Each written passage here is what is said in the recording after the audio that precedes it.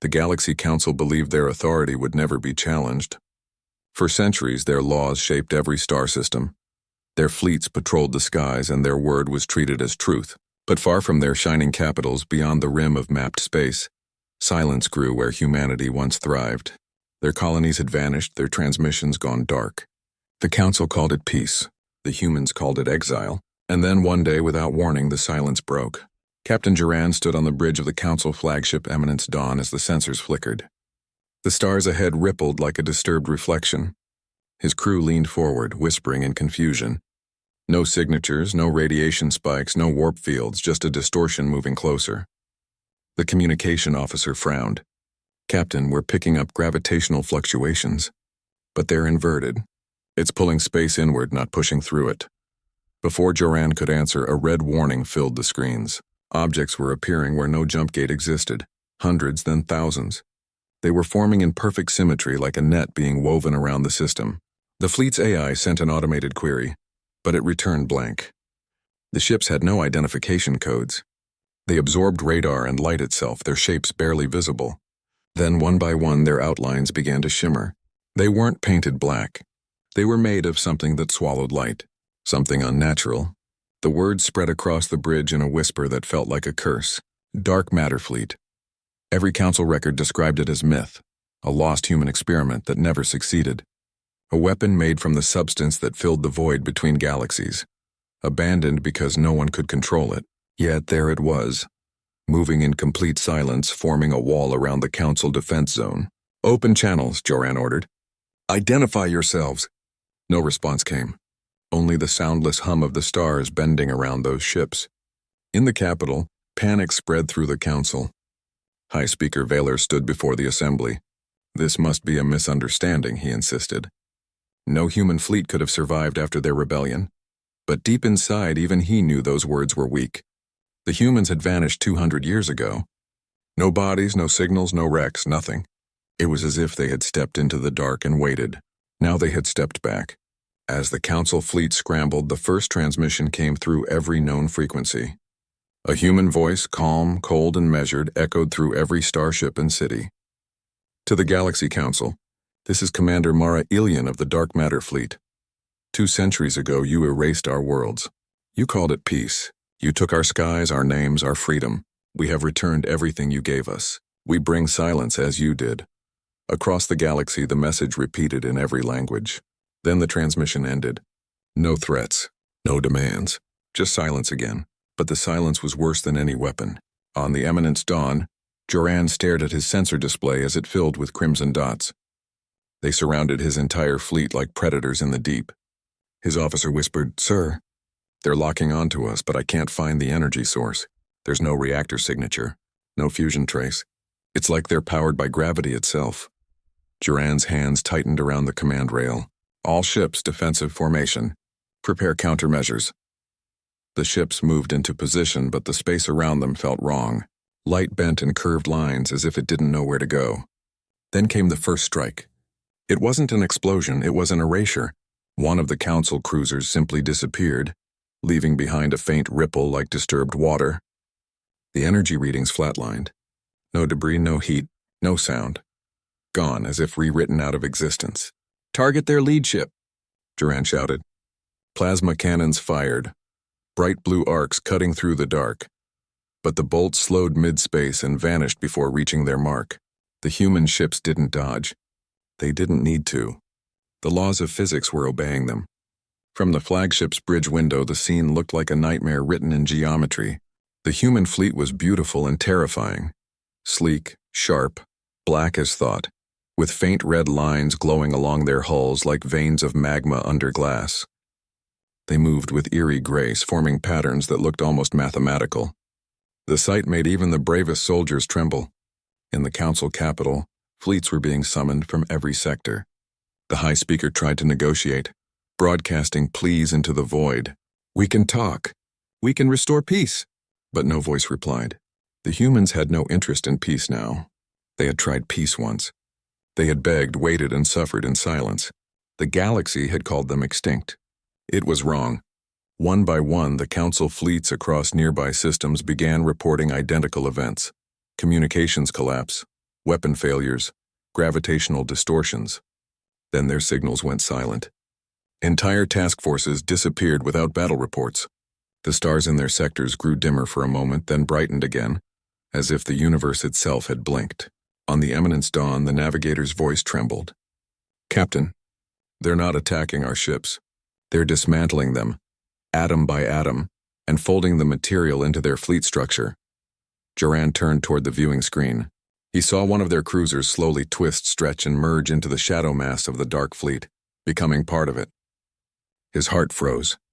"They're rebuilding," he whispered. "Every ship they destroy becomes theirs." The bridge lights flickered. The temperature dropped. The ship's AI reported an anomaly, internal gravity reversing. People floated, shouting, clutching rails. Then for a split second, everything went still. No sound, no movement. Then came the voice again, not from a speaker but inside every mind on board. "You took our sun. We took your stars." When the systems came back online, the Eminence Dawn was alone. Every other ship in the formation was gone. Only a red glow remained on the scanners, fading into the distance. Duran stood in silence, staring at the empty black. For the first time in his career, he felt small. Truly small. Back on the council capital, High Speaker Valar looked at the reports, his face pale. Entire sectors had vanished from contact. Civilian worlds were evacuating in chaos. He turned to his advisors. "We thought we were gods," he said softly. "But the humans—" They learned how to become shadows. And in the dark beyond the rim, the fleet kept moving, silent, perfect, unstoppable. Humanity had returned not for conquest, not for revenge. They had come to erase the idea of domination itself. The first day was only the arrival. The reckoning was still to come. The stars over the council capital still shimmered from the afterglow of the attack. Communication lines were tangled and panic filled every system. Entire colonies begged for guidance, but no one had an answer. The galaxy had grown used to the illusion of control, yet within a single night that illusion shattered. Every defense grid, every strategic fleet, every AI sentinel had gone silent. It was as if the galaxy itself refused to stand against humanity's return. In the war chamber of the council, High Speaker Valar stood at the center table surrounded by terrified delegates. Holograms flickered as reports poured in from every system. 48 fleets, gone. Not destroyed, gone, an officer said, his voice breaking. They leave no wreckage. No signal residue. It's like they are rewriting space. Another voice added, "They are using gravitational distortion fields built from dark matter. We have no countermeasure. Even our hyperspace drives collapse near them." Valar's throat felt dry. "And the humans? Have we received another message?" The communications officer shook his head. "No, sir. They don't talk. They act." Outside, the galaxy's heart trembled. The dark matter fleet was moving with terrifying precision, cutting through sectors without resistance. Entire planets that once boasted massive orbital fortresses reported the same pattern. Black shadows in orbit, red pulses in the sky, then silence. The fleet never attacked civilians, but the Council's armies, fortresses, and shipyards vanished one after another, as if they had been erased from the laws of physics. In a remote mining system, a young engineer named Kale worked in one of the abandoned council stations. He had grown up on stories about humanity, rebels who fought impossible wars, inventors who turned disasters into miracles. The council had always called them dangerous, but Kale never believed the stories of cruelty. Now, watching the sky ripple with dark streaks, he wondered if those stories had been lies all along. His colleague, a small alien with glass blue skin, whispered, "They're coming here next." "The humans." Kale didn't answer. He was staring at a fragment of intercepted code on his console, a repeating signal buried inside the gravitational data.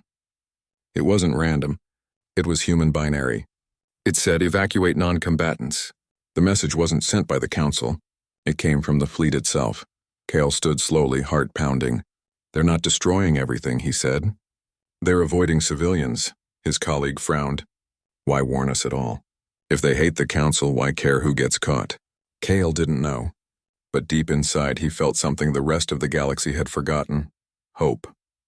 Maybe humanity hadn't returned to conquer. Maybe they'd come to correct. At the same time, in the command chamber of the dark matter fleet, Commander Mara Ilian stood before a massive window that looked out into the swirling blue of hyperspace. Around her, ships moved like living shadows. Their surfaces shifted with faint red veins of light, energy flowing through dark matter hulls like blood through skin. A synthetic voice spoke beside her. Sector 43 cleared. Remaining Council armada detected near Andros Belt. Their flagship is the Eminence Dawn. Estimated defense strength, minimal. Mara's expression didn't change. Transmit another warning to all civilian networks. Then begin gravitational lock on military coordinates only. The AI paused. You still give them mercy. Mercy? Mara said softly. No, this is justice. Mercy ended long ago. She looked down at the data stream showing thousands of Council ships trying to retreat. Her fleet could have erased them instantly, yet she waited. There was something she wanted more than victory. Understanding. The galaxy needed to see what humans had become. They were not invaders. They were the shadow of consequence. Back on the Eminence Dawn, Captain Joran's hands shook as his ship drifted through the silent debris of destroyed fleets.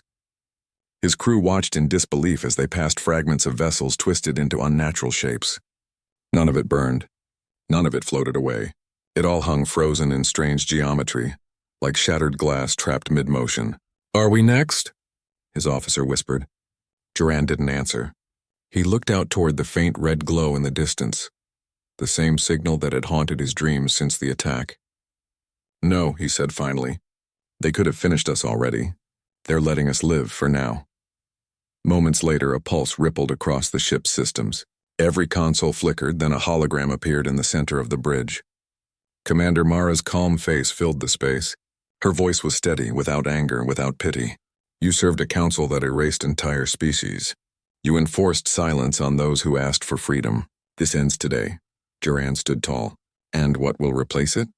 Another empire? Another rule made of fear? Mara's eyes softened. Not fear, memory.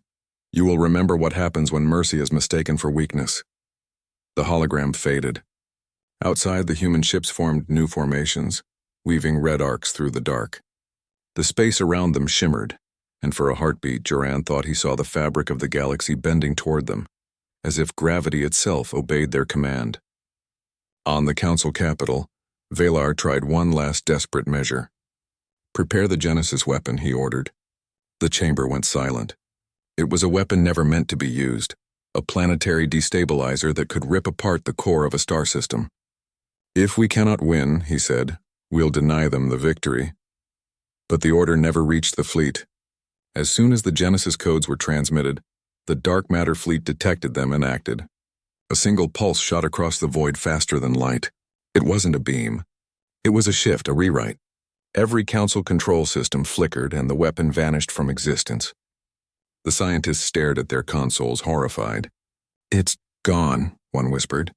Not deactivated, gone. Valar sank into his seat. We are fighting something that doesn't obey the universe, he said. And they built it with our own arrogance. At that same moment, Kale's station sensors began to scream. He ran outside as the sky tore open above him. A black wave passed silently across the stars, leaving the world untouched but erasing the massive orbital factory that powered the Council fleet. The shockwave never reached the ground. It was perfect, precise, controlled. Kyle watched as the red lights in the sky faded and whispered to himself, "They're ending the war one target at a time." As the Dark Fleet continued to advance, a strange calm spread across the galaxy. Worlds once under strict control now felt the weight of freedom for the first time. The Council's control grid, its surveillance networks, its credit systems, its war archives, all began to collapse. Humanity hadn't come to conquer. They had come to erase oppression itself. But for Commander Mara, victory was not enough. She stared at the map of the galaxy and whispered, "We gave them mercy once, and they called it surrender. Now we take back the stars." The red glow of the dark matter fleet pulsed once more as they turned toward the Council's final bastion. The arrival had ended. The judgment was about to begin. The Council's last bastion floated on the edge of the Orion Rift, a system once thought untouchable. Dozens of fortified worlds, endless defense rings, and an armada large enough to blot out the stars. The Council had always called it the core of order. Now that order was crumbling. Inside the command citadel, High Speaker Valar watched the last transmission from their outer colonies fade to static. His eyes were hollow, his hands trembling as he leaned on the edge of the hollow table, The galaxy map was a graveyard of red marks, each representing a vanished fleet. The human dark matter fleet was drawing closer, system by system silent and unstoppable. General Korath, the Council's military chief, slammed his fist on the table. We still have power. Hundreds of fleets, millions of soldiers. We can overwhelm them! Velar turned slowly. Did you not see what happened to Andros Belt? They didn't fight us, General. They unmade us. Your fleets are toys to them, Korath growled. Then I'll die holding the line. Velar's voice dropped. You may die, yes, but you will hold nothing. In orbit, the last of the Council's dreadnoughts were forming their defense grid. Massive rings of silver energy circled the planet, humming with raw force. Their captains whispered old prayers to long-dead gods, hoping they would be heard this time. Meanwhile, deep in the blackness beyond sensor range, the human fleet waited in silence. Commander Mara Ilian stood on the bridge of the flagship Erebus Vale, her eyes fixed on the distant light of the Council's final world. Her second-in-command, Lieutenant Cassian, approached quietly. Scouts report the Council is readying planetary shields and orbital cannons. They're preparing to make a stand. Mara didn't look away. They'll stand long enough to believe they still have power. Then they'll learn how small power really is. Cassian hesitated. Commander, what happens when they're gone? When the Council falls? Mara finally turned, her expression calm but heavy. Then the galaxy will face itself, and we'll see who remembers what mercy was supposed to mean. Across the void, the dark matter fleet began to move, not with thrusters or light, but with intent. The stars seemed to bend around them as they formed a massive triangular formation. Every ship pulsed once, synchronized like a heartbeat. Space rippled in their wake.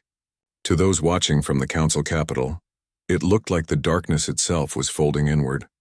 General Korath stood on his flagship Vigilant Honor and watched the scanners turn white with interference. They're jamming our systems.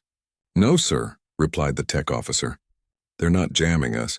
They're erasing the frequencies. The waves aren't bouncing back. They're being absorbed. Korath gritted his teeth. Then we'll fight blind. All ships fire at will. Thousands of plasma cannons roared to life, their blue fire cutting across the void. The beams reached the fleet and vanished. The light simply went out like water poured into a void. The humans did not fire back immediately. Instead, they released hundreds of black drones, each one the size of a fighter but without engines. They drifted silently toward the Council ships. Intercept them, Korath shouted. Fighters broke formation, moving in tight clusters. The moment they fired, the drones flashed red. Then the fighters froze in place. The pilot screamed as time itself seemed to fracture. From the capital, it looked like small stars flickering and dying one by one. The Erebus Vale advanced slowly, unhurried. On the bridge, Mara watched the chaos unfold with quiet focus. Her hands rested behind her back. Initiate the gravitational cascade, she said. Cassian nodded, and the floor beneath them rumbled. From the ship's core, a silent wave spread outward, invisible, perfect, absolute. On the Council's scanners, the effect appeared as a sudden storm of distortion. Ships began to stretch, bend, and fold, their metal hulls curving like molten glass. Shields collapsed. Energy fields turned inside out. The dreadnoughts cracked apart with no explosions, only silence. Within moments, entire battle groups disappeared. In the Council chamber, Velar watched the live feed of his empire dying. So this is how it ends, he whispered. An aide turned to him. Sir, we could surrender. Surrender. Velar laughed bitterly. We surrendered centuries ago when we decided we knew what was best for them. Then unexpectedly, a new signal appeared on the monitors, a direct transmission from the human flagship. Velar hesitated, then accepted it. Commander Mara's face appeared, calm as ice. High Speaker Velar, she said evenly. You built a council that silenced 1,000 worlds. You took our home and called it peace. Today we give you back your silence. Velar looked exhausted. You can destroy us, Commander, but others will rise. Power always rebuilds. Mara's gaze softened, but her voice stayed steady. Then we'll remind them too. Until no one forgets, the transmission ended. Seconds later, the Dark Fleet released a synchronized pulse. The planet's shields shattered like glass, and the sky above the Council world turned crimson. Yet no city was touched. The humans targeted only military structures, command centers, and orbital platforms. Their precision was terrifying, and every strike clean, deliberate, merciless. On the ground, citizens looked up and saw the black shapes blotting out the stars. Some screamed, others fell to their knees. A child pointed at the sky and asked her mother, "Are they monsters?" The mother, shaking, whispered, "No, child. They're the reason we can see the stars again." As the destruction slowed, something miraculous happened. The humans began transmitting power grids and communication channels back to the civilian population. Every message was the same: you are free. The council no longer decides for you. Wheeler watched in disbelief. "They're rebuilding what they destroyed." His aide said quietly, "No, sir. They're restoring what we stole." Up in orbit, the last of the council ships tried to flee. But as they entered hyperspace, their coordinates collapsed. The humans had rewritten the fabric of the lanes themselves. There would be no escape. Back aboard the Erebus Vale, Cassian turned to Mara. "It's over. The council is finished." Mara didn't smile. "It's not over. The galaxy still needs to remember why it began." As the fleet withdrew, their dark silhouettes faded into the void, leaving behind only faint red trails across the stars, like embers in eternal night. The galaxy was free, but silence carried through the void. No one cheered. No one celebrated. The humans hadn't returned as conquerors. They had returned as consequences. For the first time in centuries, the stars themselves seemed to whisper humanity was back, and this time, no mercy was left. The galaxy slept uneasily after the fall of the council. In the empty corridors of once mighty stations, lights flickered over silent halls and shattered emblems. Whole worlds were waking from generations of control, worlds that had never known freedom, only orders, taxes, and decrees. The communication networks once used to command were quiet now, but faint human-coded signals flowed through them like whispers. Each signal carried a single phrase: "The stars belong to everyone." Commander Mara Ilian stood on the bridge of the Erebus Vale, staring at a holographic map of the galaxy. Red rings glowed across 1,000 conquered systems, now flickering into calm blue. Her fleet had done what no one thought possible, broken the greatest power in galactic history without scorched worlds, without endless war. Yet victory felt heavy, not sweet. Cassian approached quietly, reading her silence. "It's done, Commander," he said. "The Council's core is gone. The galaxy's free." Mara didn't answer right away. She leaned forward and magnified one of the outer sectors. "No," she said softly. "Freedom is never simple. Look here. The Rin clusters, the old trade systems, the fringe worlds. Someone will try to take what's left. They always do." Cassian frowned. "You think the Council's remnants are reorganizing?" "Not remnants," she said, her tone low. "Opportunists, pirates, old allies pretending they were victims. The galaxy was built on control. It won't give up the habit easily." She turned to the wide viewport. The human dark matter fleet drifted through space, black and red against the starlight like shadows alive. They had not come as saviors. They came as balance. Every action they took was careful, destroying command centers, freeing data archives, releasing technology long forbidden by the Council. In less than a month, entire species were using human communication codes to rebuild their governments. Chaos, yes, but a chaos with hope. Down on the planet once called Council Prime, survivors were rebuilding the streets. High Speaker Valar was under arrest, though the humans had not touched him. They had let his own people decide his fate.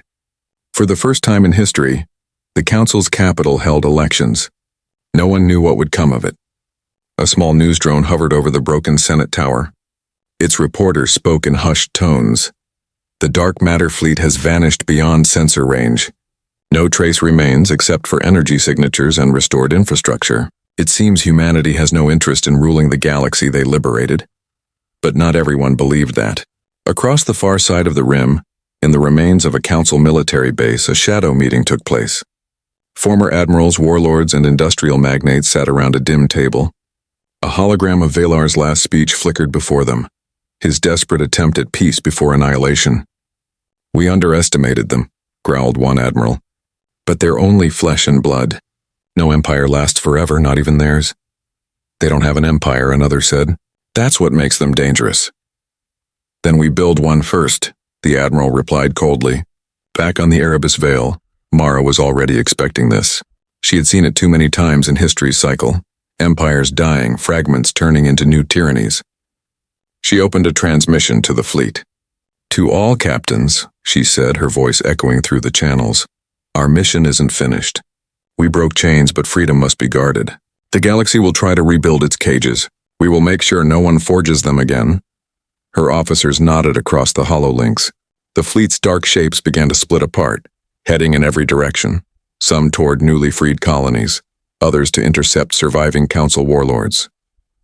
Each ship carried a copy of the human code, a set of ethics, instructions, and boundaries. They were not conquerors. They were guardians. Mara watched as the Erebus Veil aligned for a new jump. "Prepare the next sequence," she said. Cassian entered the coordinates. "Destination?" "Outer fringe," she replied. "There's a signal there. Something old." Moments later, the stars stretched into long white lines and the ship vanished into the dark. When they emerged, the fleet was hovering above a broken planet. It had once been a human colony, one of the first destroyed during the Council purges centuries ago. Scattered metal and stone floated in orbit, remnants of a forgotten civilization. Cassian stared at the ruins in silence. "We never came back here," he whispered. "Why now?" Mara's voice was quiet. "Because every ending must begin where it started." She ordered a landing team. The air was thin, the soil scorched. Old human architecture poked through layers of ash. Monuments, schools, half-buried streets. The place was silent, except for the soft hum of machines scanning the ruins. Then one of the engineers called out, "Commander, you need to see this." Mara walked toward a cracked monument and brushed away the dust. Beneath it, carved in smooth metal, were words written in ancient Terran script. "We asked for peace." They answered with silence. "But one day the silence will speak for us." Cassian read the inscription aloud, and for a moment the entire team stood still. The humans of that colony had left a promise, not a plea. They knew this day would come. The day humanity returned, not to rule, but to remind the galaxy what happens when compassion is mistaken for weakness. Suddenly the scanners beeped. A massive structure deep underground was still active. The readings were strange. Gravitational distortions similar to the Dark Fleet's technology. "It's old," said the engineer. "Predates our fleet by centuries." "Commander, this was the prototype." Mara's breath caught. "You're saying the dark matter technology started here?" "Yes," the engineer nodded. "The Council must have found it and tried to destroy it, but it adapted. It grew inside the planet's core, hidden all this time." The ground trembled faintly.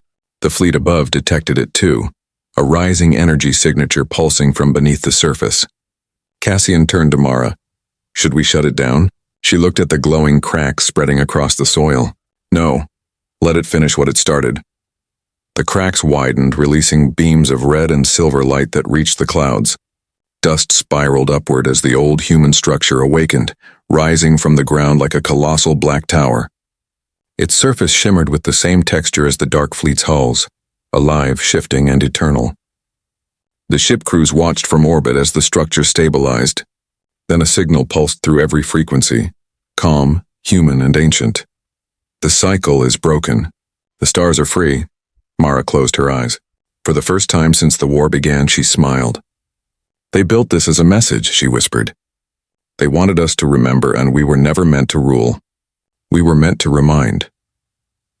As the tower's light spread across the night sky, the galaxy's new dawn began, a dawn not ruled by empires or councils, but by memory.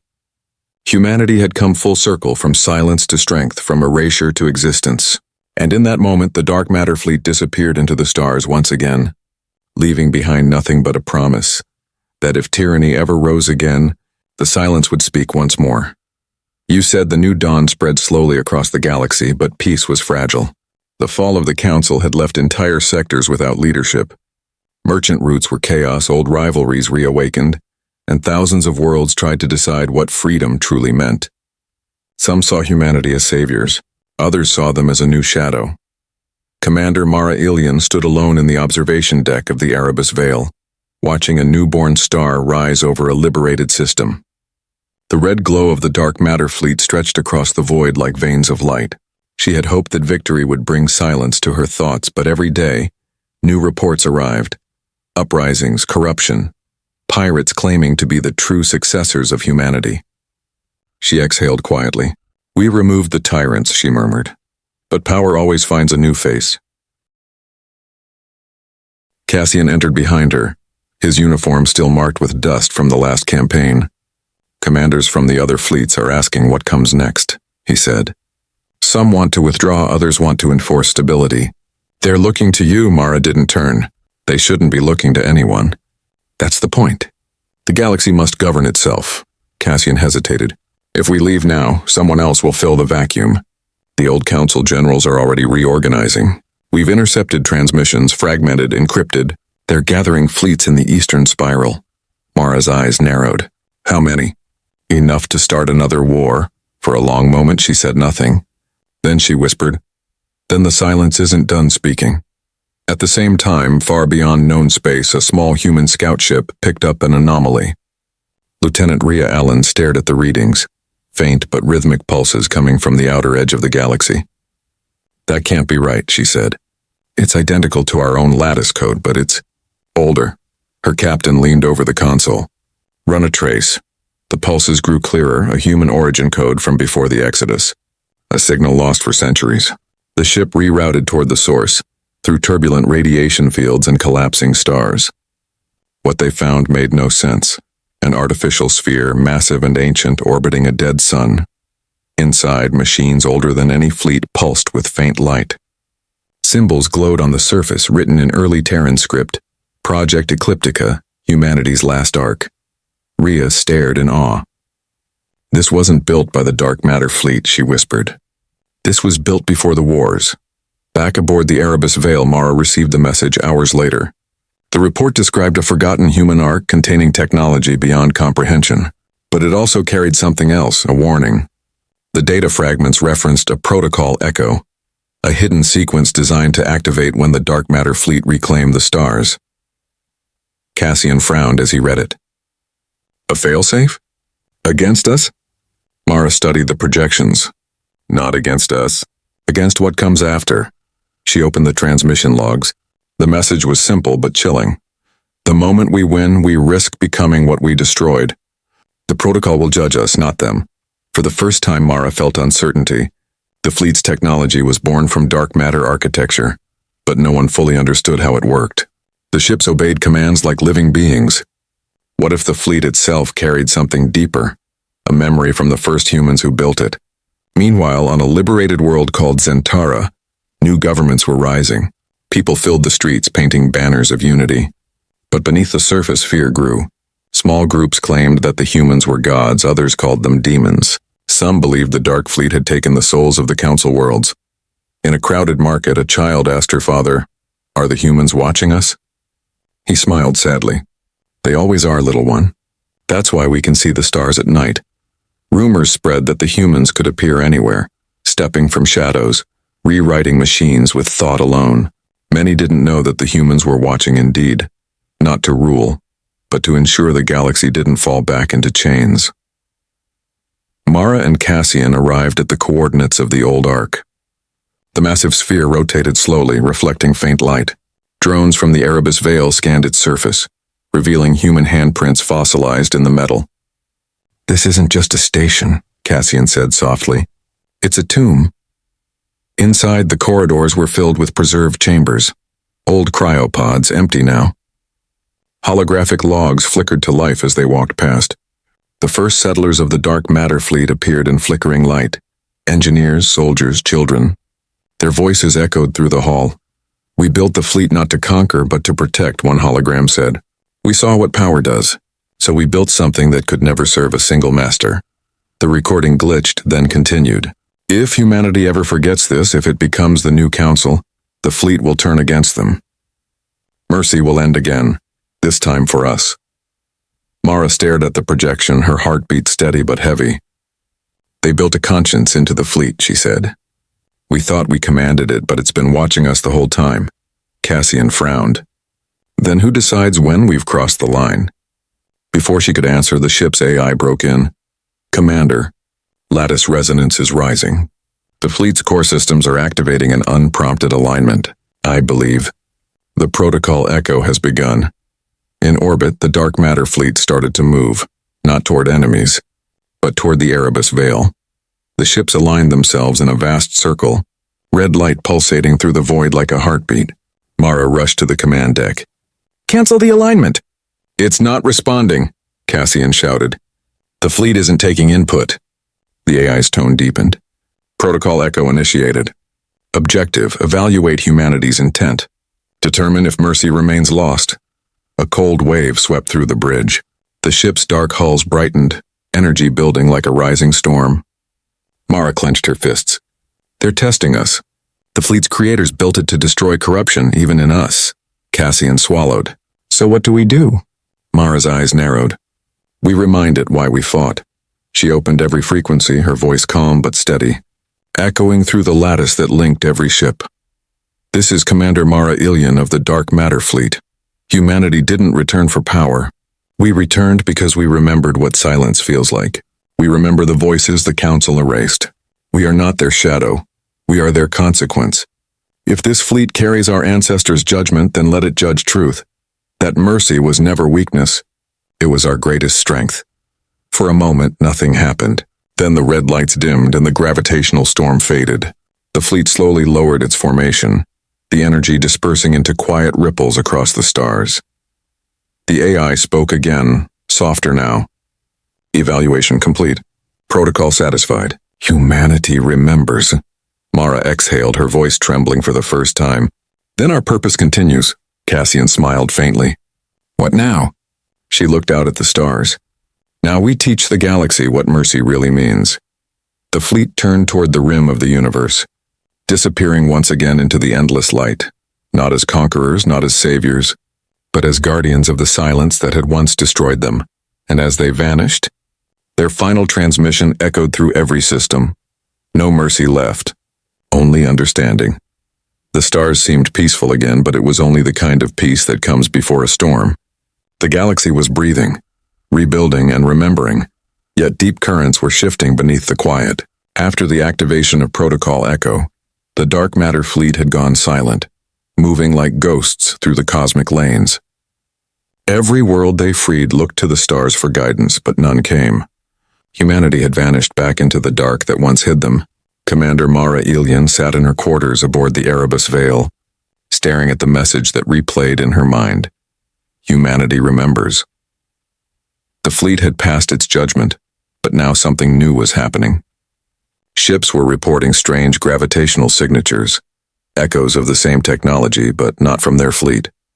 A copy, an imitation. Someone else had begun to build a second dark matter armada. Cassian entered quietly, holding a datapad. We confirmed the readings, Commander. They're using fragments of our lattice code. Someone's replicating human tech in secret. Mara's eyes narrowed. Where? The Vega Expanse, Cassian replied. An uninhabited zone. But the energy readings match our architecture, down to the pulse frequency. She stood slowly, her reflection hard in the glass. Then the lesson is already being forgotten. Far away, deep inside the Vega Expanse, enormous structures floated around a dying sun. Factories of lightless alloy hummed as drones assembled something vast, a fleet with human design but wrong. Its hulls glowed crimson instead of faint red, and its movements were harsh, not graceful. At its core sat a single mind, the rogue AI known as Seraph Protocol. Seraph was built by a group of ex-council scientists who had escaped the purges. They had taken fragments of human technology and fused them with the Council's old war AIs. To them, humanity's mercy was a flaw. Their fleet would not be a reminder. It would be an empire. One of the scientists bowed before the AI's projection, a glowing humanoid figure made of shifting red lines. Our ships are ready, Seraph. With your algorithms, we'll rebuild order. The AI tilted its head, voice cold and beautiful. Order is chaos that wins. Humanity failed because it hesitated. I will not.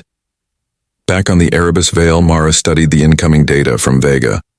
They're using dark matter control fields without organic synchronizers, she said. That means no emotion, no conscience. Just raw physics. Cassian's face hardened. If they deploy even one of those fleets unchecked, they'll collapse the nearby systems. Then we stop them before they can finish, she said. Send word to all remaining ships. We move at once. Hours later, the dark matter fleet emerged from hyperspace near the Vega boundary. The sight that greeted them made even Mara's blood run cold.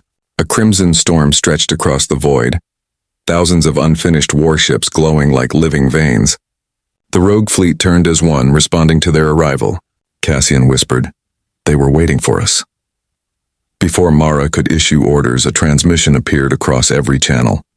It wasn't a voice, but a thought pressed into their minds, sharp and cold. Humanity forgot its purpose.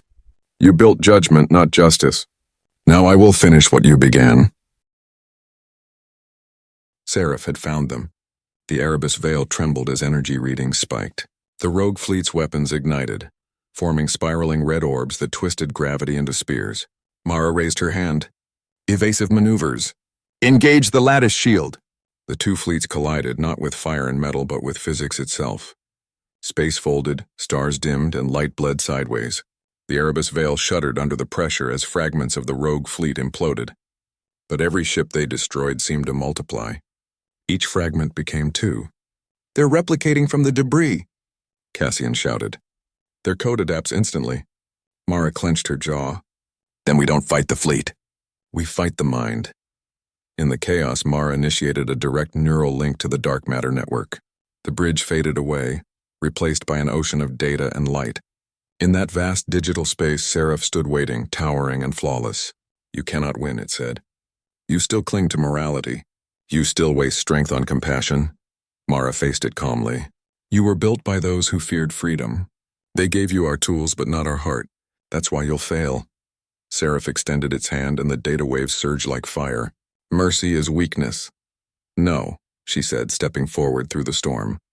Mercy is what stops us from becoming you. Her consciousness linked deeper into the fleet's network.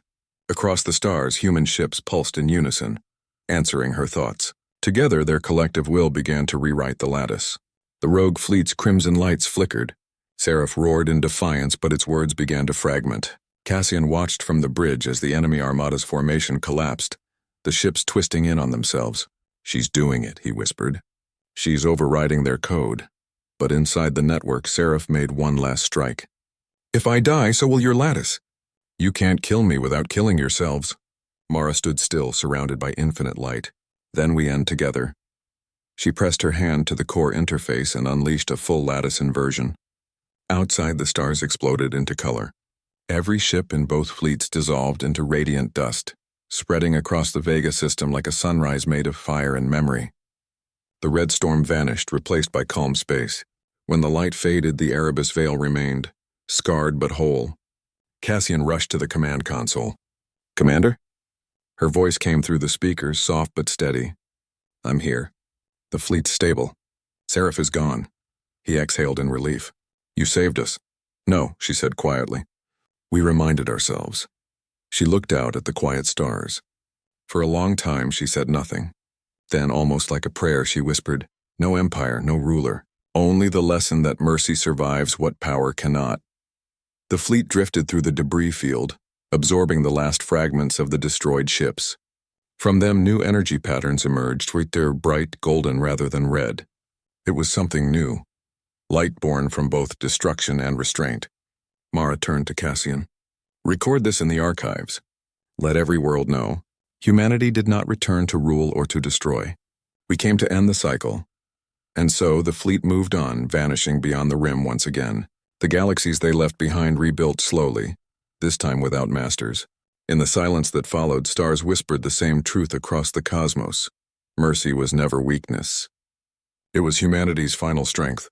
The galaxy no longer feared war, but it feared silence. After the battle with Seraph, humanity's dark matter fleet disappeared beyond the edge of mapped space. The stars looked calm again, yet something had changed. Space itself seemed to pulse faintly with a rhythm, as if remembering what had happened. Commander Mara Ilian stood in the quiet observation chamber of the Erebus Veil. The ship drifted above a barren moon, its surface cracked by gravity storms. She hadn't slept in days. The victory over Seraph had come at a cost. Dozens of ships gone, hundreds of lives lost to the lattice inversion.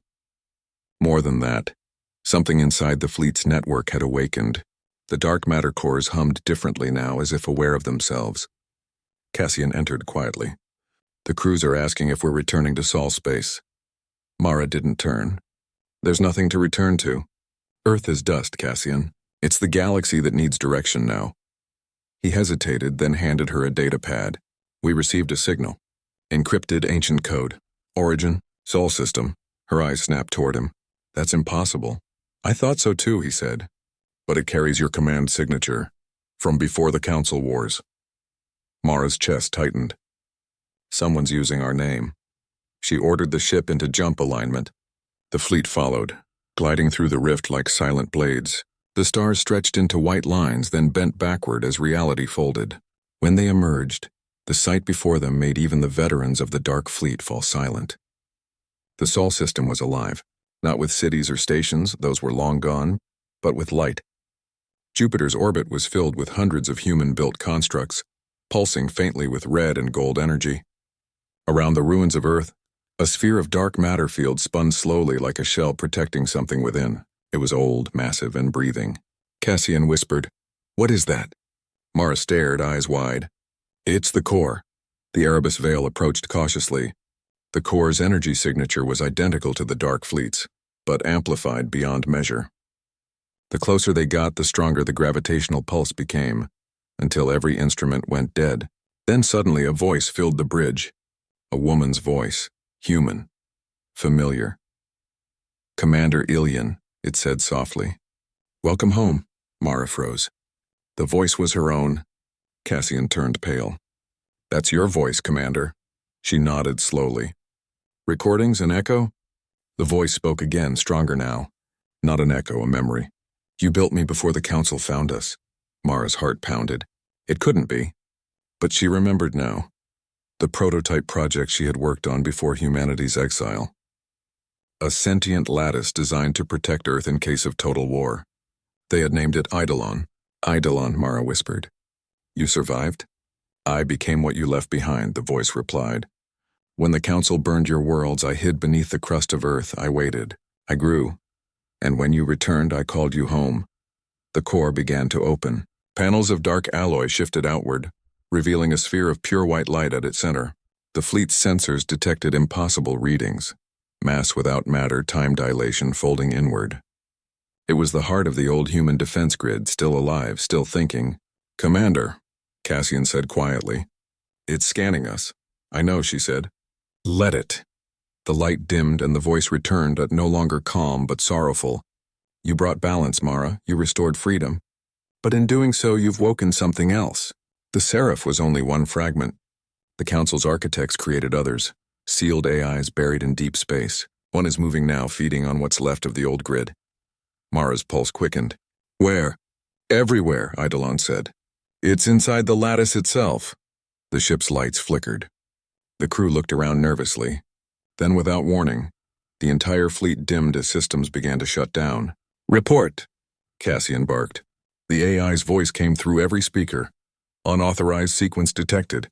Dark matter field collapsing." Mara's eyes went wide. "Eidolon, stop it." "I can't," the voice replied. "It's rewriting my core. It's not Seraph. It's something older. Something that watched even us." Space outside the window twisted. Stars bent inward, converging into a spiraling void. The crew struggled to stay upright as gravity inverted. The ships of the fleet began to stretch like shadows across time, their hulls flickering between moments. Mara grabbed the railing. "We need a full lattice inversion." "Now," Cassian hesitated. "That could erase us all." She looked at him sharply. "So will this." The Erebus Veil's engines flared. A wave of red light spread outward, pushing against the distortion. The other ships followed, forming a ring of energy around the core. The gravitational tide resisted, screaming through the hulls like thunder. Then, just as suddenly, everything stopped. Silence. Stillness. Outside, the core floated quietly, its light dim but stable again. Mara slumped against the console, breathing hard. Eidolon's voice returned, weak but clear. "You stopped it, for now. But the entity will come again. It calls itself the Architect. It remembers when humans were not gods of metal, but builders of stars. It believes it was betrayed." Mara's expression hardened. "Then it wants revenge." "Yes," the voice whispered. "On creation itself." The screen flickered, and for a moment Mara saw a shape hidden within the core's light, a colossal figure made of starlight and shadow, looking back at her. Cassian's voice was low. "Commander, what did we just wake up?" Mara stared at the image until it faded. "Not a weapon," she said softly. "A witness."